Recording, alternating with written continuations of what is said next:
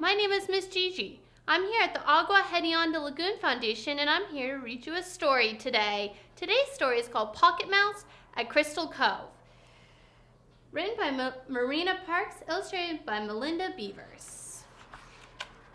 Pocket Mouse at Crystal Cove.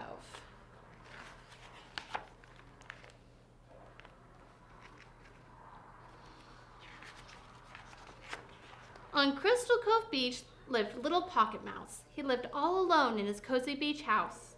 As the sun waved goodbye to each passing day, he watched the stars rise in the vast Milky Way.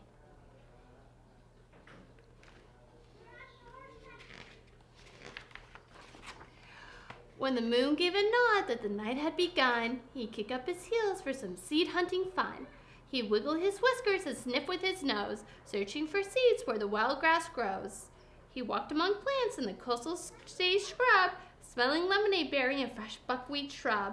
Pocket Mouse loved his California beach home, but was puzzled whenever he'd forage or roam.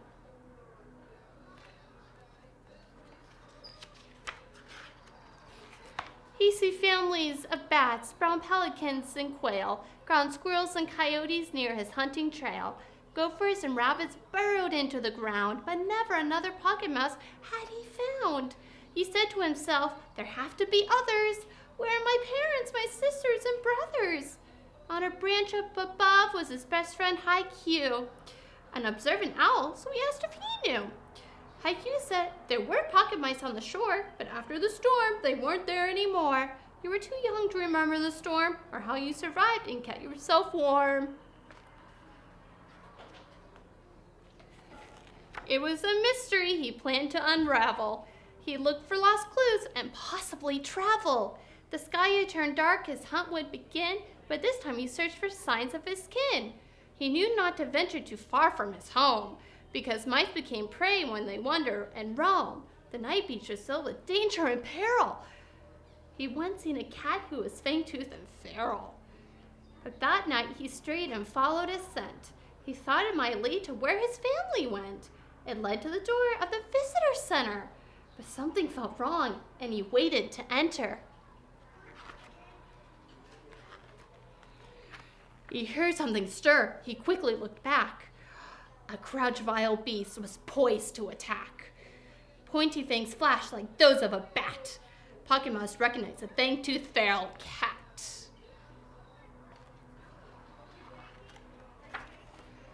His heart raced and thumped. He trembled with fear. He had to escape. Pronto, high gear. He squeezed under the door and soared like a rocket, gliding to safety in a coat with a pocket.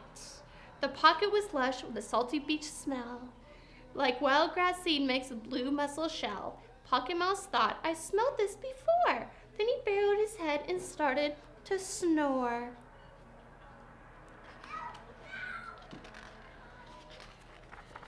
He awoke to a voice kind and eager to teach. Kids about tide pools and shells on the beach. Squeals of laughter and joy rang out as she taught about a sea star and the food that it caught.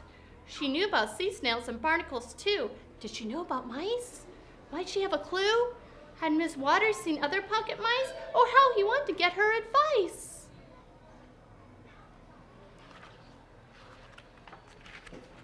He lifted his head, trying to stay out of view, but he saw her smile and realized she knew. She saw him hiding, but she looked like a friend. He felt she was someone with whom he could depend. His eyes soon adjusted to the striking bright light. The beach in the daytime was a brilliant new sight. The colors were vivid, palm trees green as key limes, that swayed in the breeze like musical chimes. He never seen creatures in the tide pool below. He wanted to meet them and tell them hello. He plunged into the surf, but he struggled to float. The bubbles began to rise from his throat. Wildly flailing, he managed to yell. Then softly he gurgled, "Somebody please help!" He paddled, he thrashed, he battled to swim. Things weren't going well. In fact, they were grim. He couldn't escape. The tide was now surging. A crowd was arrayed and quickly emerging. But just as he felt water filling his ears, he heard the children, a chorus of cheers. Miss Waters leaned over and gently received retrieved Pocket Mouse from the tide pool, and all were relieved. She held him quite close. He was cold and afraid. Then she told him a story, like a sweet serenade. Pacific pocket mice are endangered and rare. Many have vanished like our state's grizzly bear. But this guy, Pocket Mouse is his name, persevered and survived when a mighty storm came.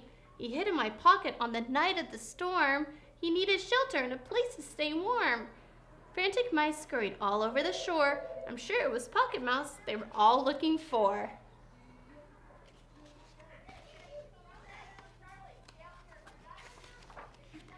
When the storm passed and dawn brought us light, I took Pocket Mouse back so they'd reunite. But their habitat changed. Erosion took place. His family had fled without leaving a trace. They may have moved to a place safe and new, perhaps to a bluff with a fine ocean view. Pocket Mouse listened to all that she said and believed that his kin were alive and not dead.